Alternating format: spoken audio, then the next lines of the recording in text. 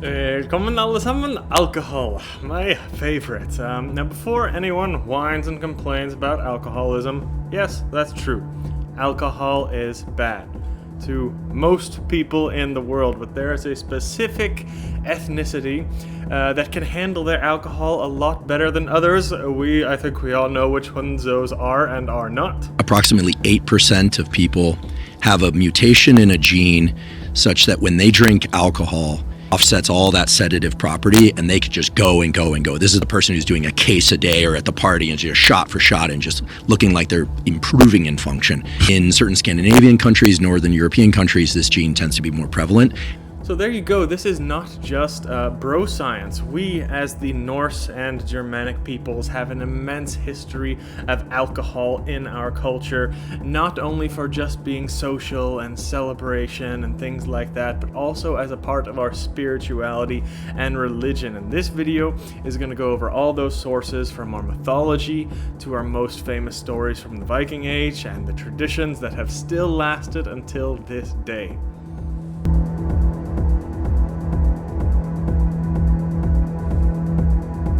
So, big announcement before we start. We have officially launched on Amazon.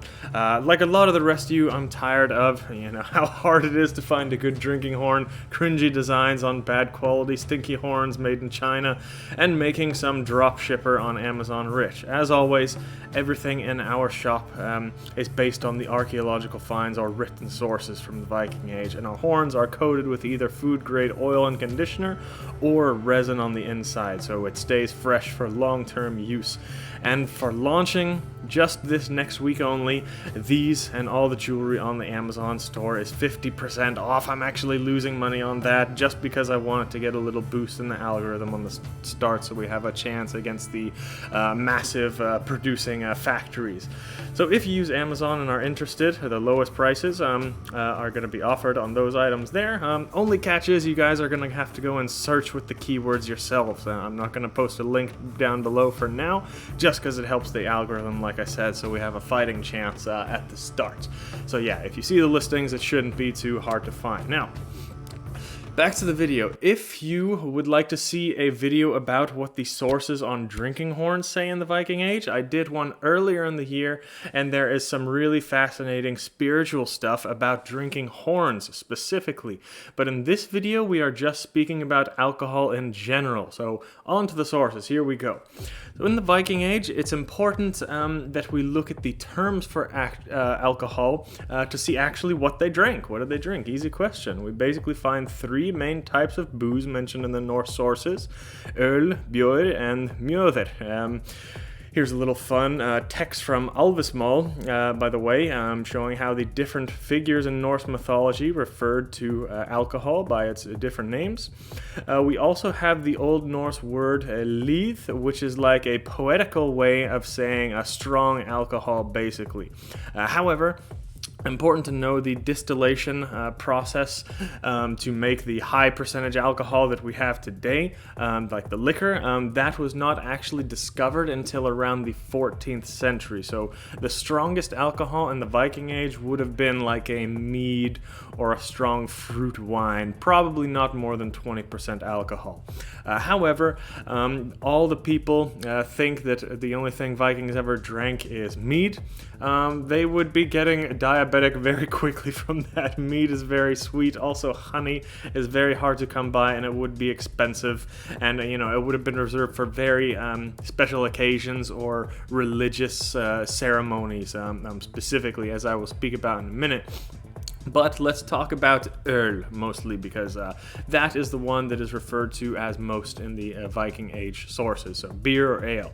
Guys, this is the least Scandinavian thing about me, actually. I hate beer, I hate ales, but they were really the most popular drinks of the Viking Age by far. It's the ones that are mentioned the most. And even beyond that, in the Germanic tribal areas as well. Our people have always loved it, and it reflects today with some of the top beer drinkers in the world by country, as you can see on this map. Me, I can't stand it. Maybe I have some Russian in me somewhere, because I only drink vodka, and yeah, I need about a bottle of it to get drunk. Beer, oh god, I need like 20-30 beers if I want to feel drunk, but I get full and bloated after one, so I really don't like it. On top of that, I don't think it tastes that good either. However, if you guys are like me and maybe you don't like beer of our modern day, just consider something that is called the Reinheitsgebot, which was basically a law put into effect in Germany in the 1400s, but it has origins in all pre-Christian Europe long before that, and it essentially forbids all ingredients in beer for brewing other than barley, hops, and water, as you see here.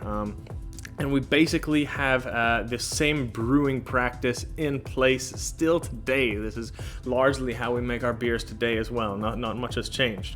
But before the Reinheitsgebot, going back to pre-Christian Europe, we would have had so many thousands of unique, advanced beer and ale recipes with different herbs, spices, and all these native ingredients to Europe. Probably thousands of unique recipes with tons of different flavors, and probably some various intoxicating effects as well. And then the church came in and made all that stuff illegal. So if you are like me and you don't like our modern beer, chances are that there actually would have been a beer in the Viking Age and before that you actually would have liked. So next, time to address the party poopers. It amazes me that there is actually quite a large community of people in the pagan community, and the LARPing community and the Viking enthusiasts who are passionately sober. It's a small minority, but they are out there and they shout very loud. They always like to do that. They say they don't like alcohol, our ancestors didn't like alcohol, and we shouldn't drink alcohol either. Bullshit. If you guys can't handle your alcohol, that's okay. That's fine. I'm happy for you. I really am. I think you're actually making a noble decision to not drink, and I respect that. That's fine. But don't blatantly lie to people and say that they didn't drink, or they didn't drink much in the Viking Age or before in all Germanic cultures. And a lot of these people are pretty well read that are saying these things, and they should know better. It's just they expect the rest of us haven't read at all so they can make things up. Guys, you can verify all of this garbage by just reading like a page or two in any saga about the Viking Age. Just flip through the book, through pages, randomly point at one, and you're going to find some reference to drinking alcohol there. I'm not saying that they were drunks, okay? I'm not saying they were drunks in the Viking Age. I'm not saying that's the right thing to do. But alcohol and drinking socially was a huge part of their culture, especially in the wintertime. Summer, maybe not so much. Maybe summer they laid off the alcohol a little bit. But any saga, when they are telling about the winter when it comes along, they're just chilling, maybe with no battles or raids going on.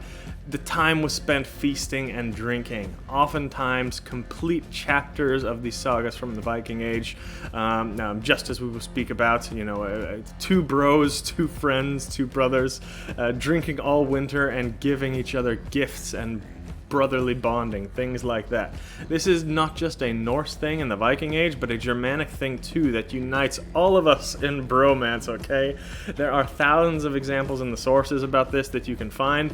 Too many to go over, even if I did a 10-hour long video about it, but I'm going over the most famous ones here first. Let's get this source out of the way. Havamo. All of the sober pagans on their pedestal will quote these stanzas here. And yeah, there's a few stanzas in the words of the High One that suggest it's a bad idea to get too drunk. Yeah, no shit. An average 13-year-old German kid can figure that out. Don't get so drunk and stupid. Nothing in there says don't drink alcohol. All it says is don't be an idiot. Don't drink so much and act stupid. You shouldn't need to tell a fully grown man this, but unfortunately, yeah, okay, sometimes it would do. But I will still say, from all my travels in the world, Scandinavians and the Germanic peoples handle their alcohol the best, and I think we can say that with confidence. But let me know what you guys think down in the comments. I'm not saying all of them. I'm not saying all Scandinavians and Germanic peoples handle their alcohol well. I'm just saying, for being the biggest drinkers in the world, relatively, there is the least alcoholism and alcohol-related problems per liter drunk in these countries, like you can see on that map there. So no, Havamal does not say don't drink. As a matter of fact, we actually have a few sources that suggest drinking at certain events in the Viking Age was obligatory. We have the Gulathing law code, which made a law that basically ale had to be brewed by farmers in groups of 3 or more, and they were to be drank obligatory at 3 festivals, that's Vetternatter, Jul, and the Midsummer. We also have an account in Håkon the Good saga where the Christian king, and even he was obligated to take a drink from the communal drinking vessel in the pagan sacrifice of Jul. And then he established a law after that everyone would drink to then, or they would have to pay a fine. Let's go back a little bit further in time, a lot further in time, to the Germanic tribal Europe and their attitude towards alcohol. The earliest source, Roman historian Tacitus, writing about the Germanic tribes of the 1st century, this is where all of our roots came from and where we were still tanks, as you can see in this text. We could drink all day and be totally good. Yeah, we might have a little friendly bar fight, but the next day, with level heads, we would sit and solve a quarrel and be even better off than before. And I think this is a beautiful part of society. It really is. Only good things can come from a drunken scrap between 2 honorable men with some emotional control. Hey, even up until a couple generations ago, in most of Northern Europe, we could get a little tipsy, have a little fight, nobody gets badly hurt, and we squash it all the next day and everything's good. Unfortunately, not all cultures, like I said, handle their alcohol and emotions well, and knives get pulled out, or people get seriously injured, or they kick people on the ground when they're down, and then people get killed and seriously injured in a little brawl fight. So it's sad that the world has come to that, but you can see in our Germanic cultural roots, it was not this way. Let's talk about something a little later on in history. We have Beowulf and the Sumbel there, which is an old English text, but it's accounting semi-mythological events taking place in the 4th century. And here we have the famous celebration of what is called Sumbel. It's a long text. It's stanzas, these stanzas in Beowulf if you want to go and read it, but it goes over a full account of the Sumbel, where there was a drinking ritual done in the hall of the king where Beowulf took part in, and I'm just summarizing a few points here, but it was a communal drink of alcohol that everyone took part in. There were toasts to the gods. You could boast about your deeds and your deeds of the ancestor. This is the main part of what Sumbel is. And also another main part is the lady or the queen of the hall would pour the drinks to everybody. There would also be some flyting, famous like rap battles in the Viking Age and things like that. And other aspects to the Sumbel as well. You know, depending on the source, we have a few different sources. So like I said, spanning over many hundreds of years, we still did this thing. But yeah, the account in Beowulf agrees with most of the later accounts of Sumbel in the Viking Age. The most detailed one coming in Olav Tryggvason's saga, and also the mythological poem Lokasenna. That is also at a Sumbel, where Loki comes in and crashed the gods' party in order to talk some shit to all of them. So those are a few sources if you guys want to read some more. So Sumbel and drinking is a deeply spiritual ritual, it seems, and practiced among our people for confirmed at least 700 years. Could be thousands of years. Who knows how far this goes back. Touching on that, I want to speak about the queen or the noble lady coming into the hall to bear the guests' drinks. This aspect also seems to be a very important spiritual act of our culture when we find it in mythological poems like Sigrdrifumal or Grimnismal, like you see here. Even in the Anglo-Saxon sources like Geoffrey of Monmouth, exact same thing. We see it there, and even in an old English poem called Maxims I. We also find more mentions of it in Norse mythology, same thing, of a maiden or queen or Valkyrie coming in and serving a drink of mead in what seems to be an initiation ritual, something deeply, deeply spiritual and religious. And we even have all of these archaeological finds of women deities serving in a drinking horn. It's too much to go into here, but again, it's a deeply important part of our religion. And ladies, don't get mad. This is not something like, oh, woman, get me a drink. No, of course not. The queen had servants. So the queen would have had servants or slaves to bring out the drinks if she didn't want to do it. So there is a very important and honorable reason why during only these special occasions it would be tradition for the lady of the house or the queen to be serving the drinks, and the men were eternally grateful. There was nothing patriarchal about it, or beer maiden, pour me another drink. It's absolutely not like that. It was an honorable thing and respect from all sides, okay? I'll do another video on just that, but yeah, at very special times of year, it might be a good thing for the lady of the house in modern times to serve a round of drinks to everyone there. We have Odin and his mead of poetry as well we can talk about in the mythology. Very important myth for us, where the dwarves basically killed a wise man who was created by the gods called Kvasir. They took his blood and mixed it with honey, and that became the sacred mead of poetry, where anyone who drank it would be gifted with being all wise and a poet. Odin stole it, and he became a great poet, and he gave it to others to make them great skulls as well.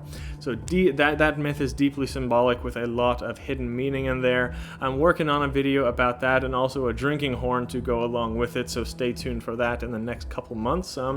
But yeah, last thing, I think it's important to touch on the mixing blood and alcohol, like they did with Kvasir's blood in the sacred mead. We know that the consumption of blood was a part of pagan sacrifices, as told in Olav Tryggvason's saga, and that's probably also why the Christian king Håkon didn't want to take part in the drinking of the sacrificial alcohol vessel in Håkon's saga as well. So we are pretty sure they combined on special occasions. They would have combined the blood of a sacrificial animal with the meat, and this would be, bring in certain positive effects, maybe trance states, maybe sacred poetry or wisdom, things like that. Another important part of our original pagan culture, probably, but of course when Christianity came in, they outlawed all of these kinds of things. So there might be some old lost drinking ritual there that I will cover in other videos, because that's a big topic as well. Finally, let's speak about Skål, okay? Let's speak about skåling to people and having toasts. Memory toast is something we see examples of most often in the Viking Age sagas. They are quite common and are reflected in some of the language that we see in Old Norse texts, as you see here. So minnisöl or minnisdyrkja, or we can say minniskål even today. It's basically a toast, and when we all take it, we have a drink. These toasts can be a toast to the gods, like you see in Bósa saga or Herrauðs. Also common in the sources is to toast to the king or chieftain. Commonly it was a toast to the dead kinsman, though, most commonly. So best example of this is shown in Håkon the Good saga, but like I said, there are many more. So again, to all you sober pagans out there, that's fine. I'm not saying, you need to be a raging drunk like myself, but extremely important on special occasions when we're all toasting, like when we're toasting to the gods or toasting to a kinsman. It would just be an honorable thing to do, to take a little drink with something, a little alcohol in it, a little bit more than your Pepsi alcohol percentage. So just as a sign of respect to others there. So that's all I can say for those interested in the religion and wanting to practice it as historically accurate as possible. Just showing respect to the deceased and the others who couldn't be there, and of course the gods as well.